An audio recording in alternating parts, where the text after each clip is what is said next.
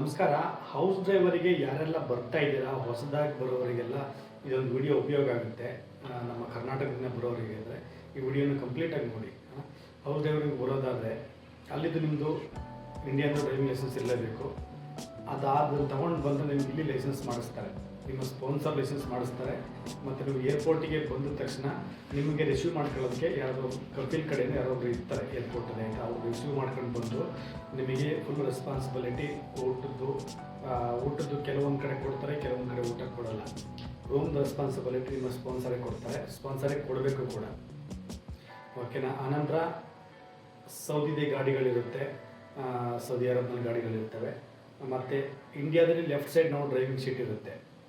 Okay, ಇಲ್ಲಿ right side ಇರುತ್ತೆ driving seat.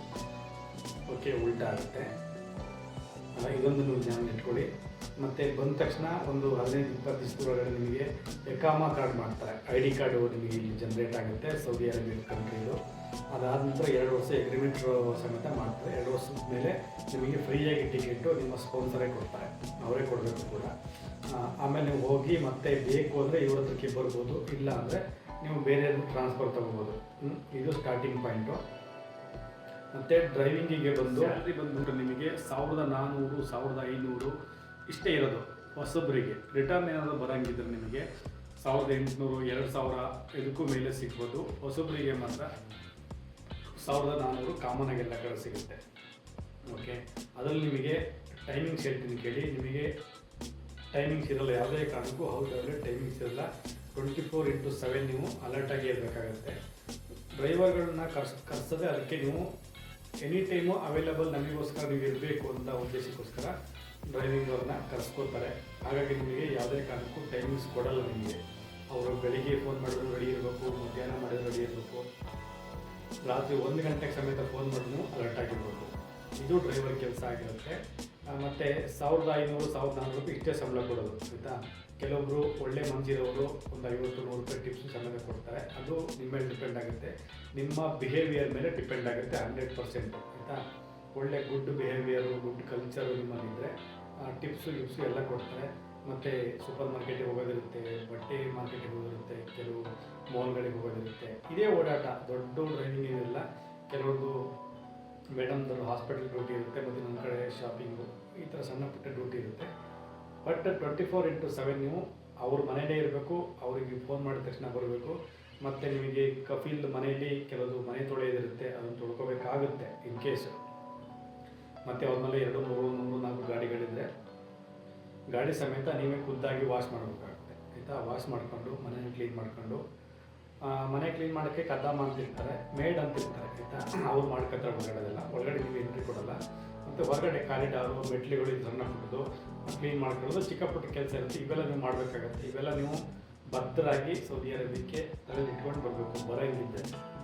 Okay, ಯಾರೋ ನಿಮ್ಮ ಸ್ನೇಹಿತರು ಇಲ್ಲಿದ್ದರೆ ಅವರನ್ನು ಹೆಚ್ಚಿನ ಇನ್ಫಾರ್ಮೇಷನ್ ತೊಗೋಬೋದು. ನಾನು ಕೂಡ ಹೆಚ್ಚು ಕಡಿಮೆ ಸ್ಟಾರ್ಟಿಂಗ್ ಬಂದಾಗ 1 ವರ್ಷ 2 ತಿಂಗಳೇನ ಹೌಸ್ ಡ್ರೈವರ್ ಕೆಲಸ ಮಾಡಿದ್ದೀನಿ. ಓಕೆ, ಹಾಗಾಗಿ ನನಗೆ ಗೊತ್ತು. ಮತ್ತು ಸುಮಾರು ನಮ್ಮ ಸ್ನೇಹಿತರು ಇದರಲ್ಲಿ ಈ ಫೀಲ್ಡಲ್ಲಿದ್ದಾರೆ, ಹಾಗಾಗಿ ಅವರ ಇನ್ಫಾರ್ಮೇಷನ್ ಕೇಳಿ ನಿಮಗೆ ಹೇಳ್ತಾ ಇದ್ದೀನಿ. ಇದಿಷ್ಟು ಹೌಸ್ ಡ್ರೈವರ್ದು ಕೆಲಸ. ಮತ್ತು ಇನ್ನೊಂದು ವಿಷಯ ಏನಂತ ಹೇಳಿದ್ರೆ, ಇಲ್ಲಿ ಮೇಜರಾಗಿ ಎಲ್ಲರೂ ಅರಬಿನೇ ಮಾತಾಡ್ತಾರೆ. ಹಾಗಾಗಿ ನೀವು ಹೆಚ್ಚಿನದಾಗಿ ಕೆಲವೊಂದು ಮನೆಗಳಲ್ಲಿ ಇಂಗ್ಲೀಷ್ ಸಿಗುತ್ತೆ. ಅಲ್ಪ ಸ್ವಲ್ಪ ಇಂಗ್ಲೀಷು ಮಾತಾಡೋದಕ್ಕೆ ಬರೋಂಗಿದ್ರೆ ಸಾಕು, ಬೇಸಿಕ್ ಇಂಗ್ಲೀಷ್ ಬಂದರೆ ನಿಮಗೆ ಒಳ್ಳೆಯದು. ಮತ್ತು ಎಲ್ಲ ಕಂಟ್ರಿನೂ ಜನರು ಸಿಗ್ತಾರೆ ನಿಮಗೆ. ಪಾಕಿಸ್ತಾನದವ್ರು ಸಿಗ್ಬೋದು, ಬಾಂಗ್ಲಾದೇಶದಲ್ಲಿ ಸಿಗ್ಬೋದು, ಇಂಡಿಯಾದಲ್ಲಿ ಸಿಗ್ತಾರೆ. ಮತ್ತು ನೈಜೀರಿಯಾ, ಫಿಲಿಪೈನಿ, ನಾನಾ ಕಂಟ್ರಿ ಹೇಳೋಂಗಿಲ್ಲ, ಯಾವ ಕಂಟ್ರಿಗೂ ಅಕ್ಕಪಕ್ಕ ನಿಮಗೆ ಫ್ರೆಂಡ್ಸ್ ಸಿಗ್ಬೋದು. ಬಟ್ಟು ಇಂಗ್ಲೀಷು ಅಲ್ಪ ಸ್ವಲ್ಪ ಕಲ್ತ್ಕೊಂಡು ಬನ್ನಿ. ಅರಬಿ ಬರಲೇಬೇಕು ಅಂತೇನು ಇದಿಲ್ಲ ನಿಮಗೆ, ಷರತ್ತೇನಿಲ್ಲ, ಆಯಿತಾ? ನೀವು ಹೋಗ್ತಾ ಹೋಗ್ತಾ ಹೋಗ್ತಾ ಸ್ಟೆಪ್ ಬೈ ಸ್ಟೆಪ್ಪು ನೀವು ಅರಬಿನ ಕಲ್ತ್ಕೋಬೋದು, ಆಯಿತಾ? ಅಲ್ಲಿಂದ ಬಂದ ನಂತರ ನಿಮಗೆ ಇಲ್ಲೂ ಕೂಡ ಮೆಡಿಕಲ್ ಆಗುತ್ತೆ. ಓಕೆ, ಅಲ್ಲಿ ನೀವು ಪರ್ಫೆಕ್ಟಾಗಿ ಮೆಡಿಕಲ್ ಮಾಡಿಸಿ, ಇಂಡಿಯಾದಲ್ಲಿ ಪರ್ಫೆಕ್ಟಾಗಿ ಮೆಡಿಕಲ್ ಮಾಡಿಸಿ ಅಲ್ಲಿ ಪಾಸ್ ಆಗಿದರೆ ಇಲ್ಲೂ ಕೂಡ ಪಾಸ್ ಆಗುತ್ತೆ. ಅಲ್ಲೇನು ಸಮಸ್ಯೆ ಮಾಡ್ಕೊಂಡು ಮತ್ತು ನೀವು ಅದು ಜಬರ್ದಸ್ತಿ ಮೇಲೆ ಬರೋದು ಅಂತ ಹೇಳ್ತಾರಲ್ಲ, ಏನಾದರೂ ಇದು ಮಾಡಿ ನೀವು ಮತ್ತೆ ಬಂದರೆ ಇಲ್ಲಿ ನಿಮಗೆ ಪ್ರಾಬ್ಲಮ್ ಆಗ್ಬೋದು. ಹಾಗಾಗಿ ನೀವು ಮೆಡಿಕಲ್ ಮಾಡಿಸುವಾಗ ತುಂಬ ಕೇರ್ಫುಲ್ಲಾಗಿ ಹುಷಾರಾಗಿ ಬನ್ನಿ. ಮತ್ತು ಅಲ್ಲಿಂದ ಬಂದು ಮತ್ತೆ ಸಮಸ್ಯೆಯಾಗಿ ಇಲ್ಲಿಂದ ವಾಪಸ್ ರಿಟರ್ನ್ ಹೋಗೋ ಸಂದರ್ಭ ಕೂಡ ಒದಗ್ಬೋದು. ಮೆಡಿಕಲನ್ನು ತುಂಬ ಕ್ಲಿಯರಾಗಿ ಕಾನ್ಫಿಡೆಂಟಾಗಿ ಮಾಡಿಸ್ಕೊಳ್ಳಿ, ಆಯಿತಾ? ಹುಷಾರಾಗಿ ಮಾಡಿಸಿ, ಆಯಿತಾ? ಏನೇ ಸಮಸ್ಯೆ ಇದ್ದರೂ ಅಲ್ಲೇ ಬಗೆಹರಿಸ್ಕೊಂಡು ಮೆಡಿಕಲ್ ಕ್ಲಿಯರಾಗಿರಬೇಕು ಆಯಿತಾ. ಒಂದು ಕಡೆ ಫೇಲ್ ಆಯಿತು ಮತ್ತೊಂದು ಕಡೆ ಹೋಗಿ ಮಾಡ್ಸೋಣ ಸರಿಯಾಗುತ್ತೆ ಅಂತ ಹೋಗಿ ಮಾಡ್ಸೋಕ್ಕೆ ಹೋಗಬೇಡಿ. ಒಂದೇ ಸರಿ ಕ್ಲಿಯರಾಗಿ ಬಂದರೆ ನೀವು ಓಕೆ ಇಲ್ಲೂ ಸೆಲೆಕ್ಟ್ ಆಗ್ತೀರಾ. ಮತ್ತು ಈ ಮೊದಲ ಥರ ಇಲ್ಲ, ಇವಾಗ ತುಂಬ ಸ್ಟ್ರಿಕ್ಟ್ ಆಗಿದೆ. ಮೊದಲೆಲ್ಲ ಸ್ಟಾರ್ಟಿಂಗ್ ಬಂದಾಗ ಮಾತ್ರ ನೀವು ತುಂಬ ಕಳ್ಕೊಂಡಂಗೆ ಅನಿಸುತ್ತೆ. ಹೊರ ದೇಶಕ್ಕೆ ಬಂದಾಗ ನೀವು ಇಡೀ ಪ್ರಪಂಚನೇ ಕಳ್ಕೊಂಡು ನಾನು ಇಡೀ ಸಂಬಂಧನೇ ಕಳ್ಕೊಂಡು ಬಂದೀನಿ ಅಂತಾಗುತ್ತೆ. ಮತ್ತು ಫೋನ್ ಕಾಂಟ್ಯಾಕ್ಟ್ ಇರಲ್ಲ ಫಸ್ಟಲ್ಲಿ, ಮತ್ತು ಆಮೇಲೆ ಮಾಡ್ಕೋಬೋದು. ಬಟ್ ಸ್ಟಾರ್ಟಿಂಗ್ ಇರಲ್ಲ, ನಿಮಗೆ ಪರಿಚಯದವ್ರು ಇರಲ್ಲ, ಒಳ್ಳೆ ಊಟ ಸೆಟ್ ಆಗೋಲ್ಲ, ಒಳ್ಳೆ ಗಾಳಿ ಸೆಟ್ ಆಗೋಲ್ಲ. ನೀವು ಎಲ್ಲೋ ಒಂದು ನರಕಕ್ಕೆ ಬಂದು ಸಿಕ್ಕಾಕೊಂಡಿದ್ದೀನಿ ಅನ್ನೋ ಅನುಭವ ಅಂತೂ ಖಂಡಿತ ಆಗುತ್ತೆ. ಯಾಕಂದರೆ ನಮಗೇನೂ ಗೊತ್ತಿರಲ್ಲ ಇಲ್ಲಿ ಬರೋರಿಗೆ. ನಮಗೆ ಊಟದ್ದು ಹೊಂದಾಣಿಕೆ ಆಗಲ್ಲ, ಮತ್ತು ಜ್ವರನೂ ಬರ್ಬೋದು. ಈ ಥರ ಸಮಸ್ಯೆ ನಾನು ಅನುಭವಿಸಿದ್ವಿ, ಹಾಗಾಗಿ ಇದನ್ನು ನಿಮಗೆ ಎಕ್ಸ್ಪ್ಲೇನ್ ಮಾಡ್ತಾಯಿದ್ದೀನಿ. ಈ ಥರ ಆಗ್ಬೋದು. ಈ ಥರ ಅನುಭವ ತಲೆಯಲ್ಲಿ ಇಟ್ಕೊಂಡು ನೀವು ಬನ್ನಿ. ಯಾರಿಗೆ ತುಂಬ ಅಗತ್ಯ ಇದೆ, ಬರಲೇಬೇಕು, ನಾನು ದುಡಿಲೇಬೇಕು, ನಾನು ಮಾಡೇ ಮಾಡ್ತೀನಿ, ನನಗೆ ದಮ್ ಇದೆ ಅನ್ನೋರು ಮಾತ್ರ ಬನ್ನಿ ಆಯಿತಾ. ಆಗಲ್ಲ ನನಗೆ ಸಮಸ್ಯೆ ಉಂಟು ಹೋಗೋಕ್ಕಾಗಲ್ಲ ಅಂದು ಸುಮ್ಮನೆ ದುಡ್ಡು ವೇಸ್ಟ್ ಮಾಡ್ಕೊಂಡು ಬರೋಕ್ಕೆ ಹೋಗ್ಬಿಡಿ. ಇಲ್ಲಿ ಮತ್ತೆ ಬಂದ್ಬಿಟ್ಟು ವಾಪಸ್ ಹೋಗ್ತೀನಿ. ಸುಮಾರು ಜನ ವಾಪಸ್ ಹೋಗಿದ್ದಾರೆ ಇಲ್ಲಿ ಬಂದ್ಬಿಟ್ಟು, ನನಗೆ ಹೊಂದ್ಕೊಳಕ್ಕಾಗಲ್ಲ, ಮನೆ ಸರಿ ಇಲ್ಲ, ಕೆಲಸ ಜಾಸ್ತಿ ಅಂತೇಳಿ. ನೀವು ಏನಾದರೂ ಧೈರ್ಯ ಮಾಡಿ ಸ್ಟಾರ್ಟಿಂಗು ಬಂದರೆ ನೀವು ನಾನು ಮಾಡೇ ಮಾಡ್ತೀನಿ ಹಠ ಮಾಡಿ ಬನ್ನಿ. ಹಠ ಮಾಡಿ ನಿಂತರೆ ಒಂದು 4 ವರ್ಷ ನಿಲ್ಲಿ, ನೀವು ಒಳ್ಳೆ ದುಡ್ಡು ಸಂಪಾದನೆ ಮಾಡ್ತೀರಾ. ಬಟ್ ನೆಮ್ಮದಿನ ಕಳ್ಕೊತೀರಾ, ಆಯಸ್ ಕಳ್ಕೊಡ್ತೀರಾ, ದುಡ್ಡು ಮಾಡ್ಬೋದು ಅಷ್ಟೇ.